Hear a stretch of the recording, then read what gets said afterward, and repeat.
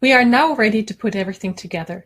We're going to write a program in which the user enters how many points they want to store in their list, and then we create space for the points on the fly in the program using the malloc function and link all those points together.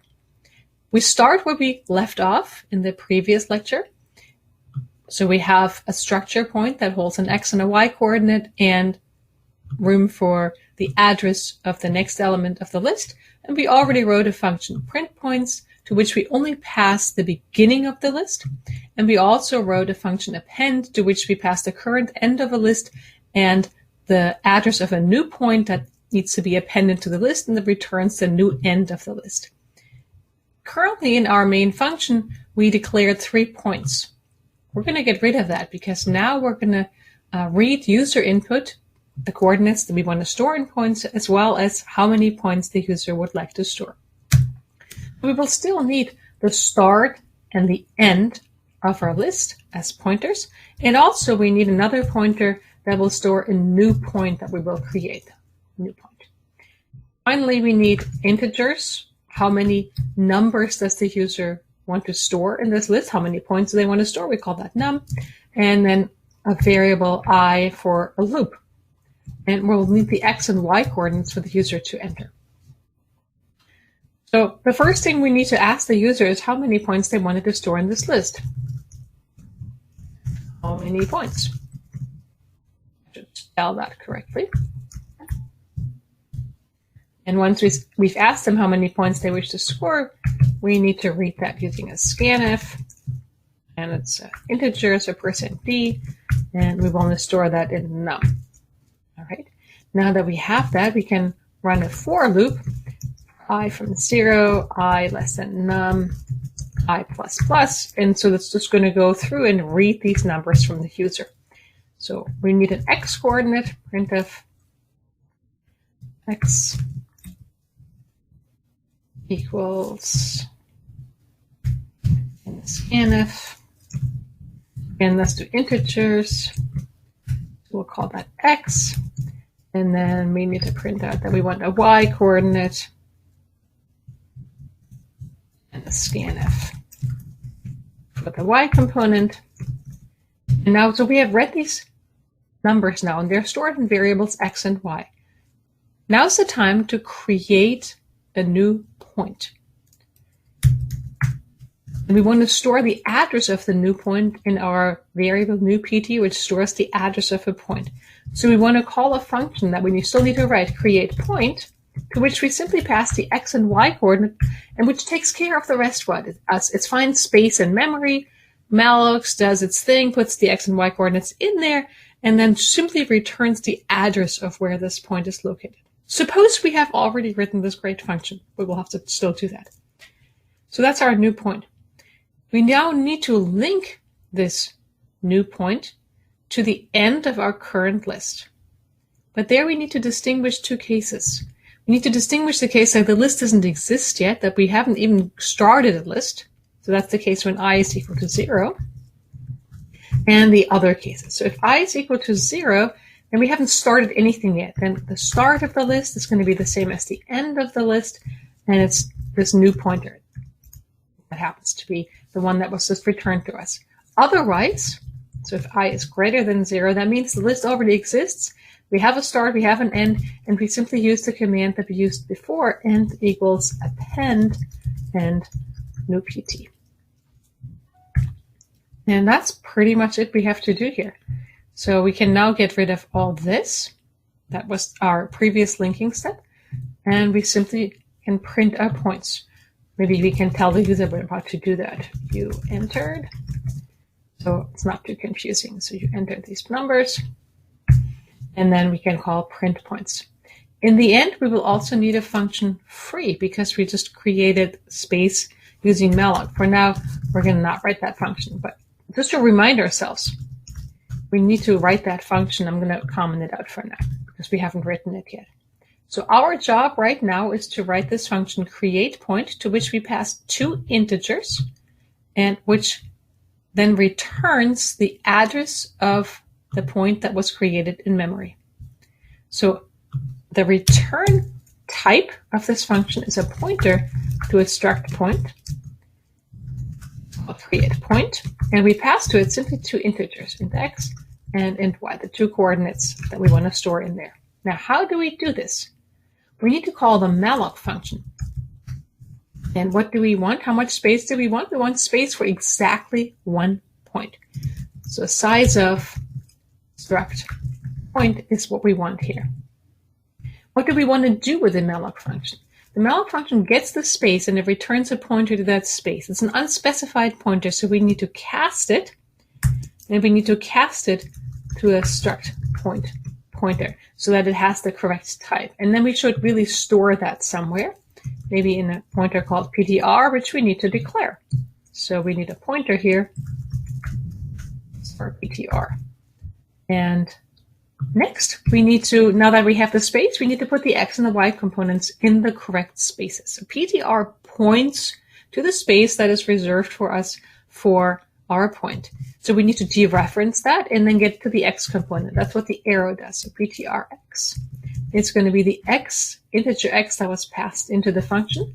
And ptr, the y component, it's going to be the y that was passed into the function. And finally, we need to return this value. But first of all, we should also put the null pointer into the next component of ptr, just to be safe. Because this is going to be the new end of our list, and it needs to have a null there so we can find the end of our list. And then we want to simply return ptr, the pointer that points to this new element. We need a prototype, so I just copy this line and put it here at the top. And we are good to go. We have written our function create point, and we have embedded it into our main program. We still later on need to write a function for you. Let's ignore that for now. Let's just see where we are at. Let's run this. Oh, we're using malloc, and when we use malloc, we need to # and include the standard library. lib.h. Okay, let's try that again. Everything's good now. So we're running. Here's our point. Start and end are declared. New pt is declared. Num and I are declared. X and Y are declared. Nothing has any values yet. So we're asking how many points. I'm just going to put in 2 points for now to make life a little bit easy. So 2 points. And so we're just going to have num equals 2. We're going to this for loop. We're going to ask for an X component. How about, again, 3? And a Y component 4. And so we can see the 3 and the 4 appear in the X and the Y locations. And now the function create point is called, and we pass to it this 3 and the 4. So here we see the memory block reserved for the X and Y of the create point function. And the create point function declares a structure. There it is, ptr, pointer.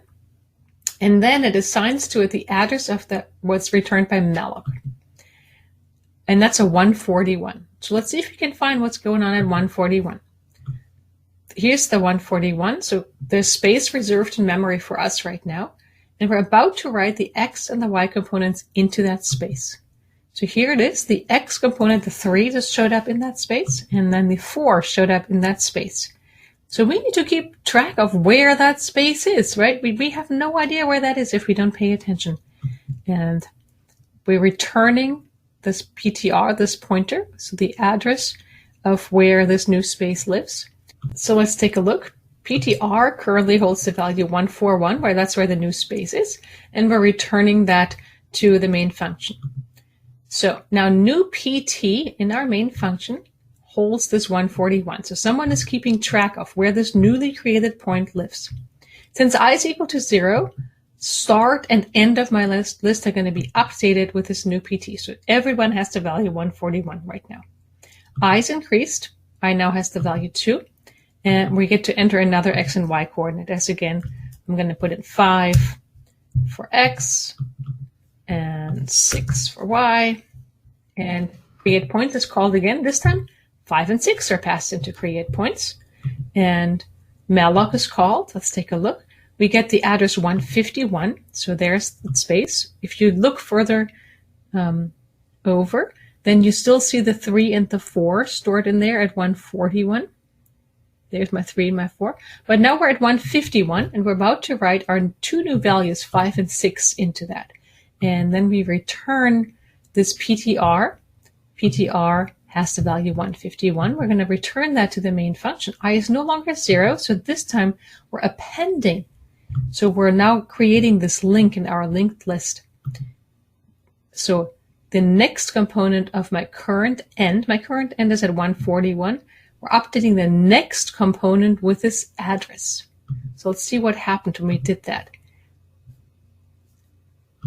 Over here, the next component of the 141 address, that's where the first point was stored with the 3 and the 4, is updated with a 151, which is the address of the next guy.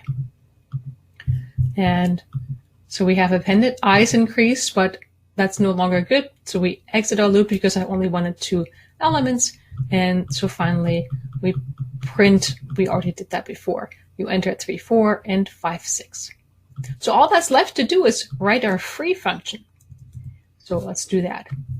In order to write a free function, we need to walk through the entire list and free the points, each point in the list. And so let's do that. This function doesn't return anything. We're getting rid of points, in fact, so free points. We pass to it the beginning of the list. And now we need to walk through the list. The trouble is you want to kind of delete the first element and move on to the next. But once you deleted the first element of the list, you no longer know where the second element lives. So you first need to grab the second element of the list before you can even delete the first element of the list. And for that, let's declare an additional variable, PTR. And initially, it points to the beginning of the list. And we need to make sure we always keep track of where the next element is before we delete the current element. So while this PTR is not the null pointer, so while we're still pointing at an element of the list, we need to first of all say save where we currently are. So the current start of the list is going to be at PTR. We're going to update PTR with the next element of the list. Because we need to remember that before we delete the current start of the list. And then we can call the free function and delete the current start of the list. And then once we go into the loop again, the new start is going to be the previously saved next element because the old start got deleted. So that's how we walk through the list and delete one element at a time. So let's run this one more time. Uh-oh, I forgot my prototype. Let's put that prototype in there. Here we go. I tend to forget my prototypes, don't I? Here we go. Here's my prototype. All right, let's run this program again. But no. Free point. Oh, I misspelled it. Free points. I think I called it free point up here. So free points. And now hopefully this will, yes. And again, we go through here. How many points? Let's just do 2 points again. And we're going to be asked for an X component, 3. And we're going to be asked for a Y component, 4. Those are going to be written into the first point. And we're going to be asked for an X component, 5. And we're going to be asked for a Y component, 6 again. And again, those are going to be written into the next point. We're going to append. Okay, so now we're going to print out all these points. And now we're in the free procedure. Free was handed the start of the list, which is 141. And start is equal to PTR initially, while PTR doesn't point to the null pointer. Next, PTR is updated with the next component, so the point that comes after the current point. Now that we have saved that, we can free what's stored at 141 because PTR already saves for us the next point. So we're going to get rid of what's stored at 141 by freeing that. And PTR is not the null pointer, so we update start with 1. The current start is 151. We update PTR, which is now the null pointer because there comes nothing after the second point. We can free what's stored at 151. And since there's nothing left, we exit this free procedure. And with that, the program terminates. So this was a lot to handle. We will look at another big example from start to finish in the next unit.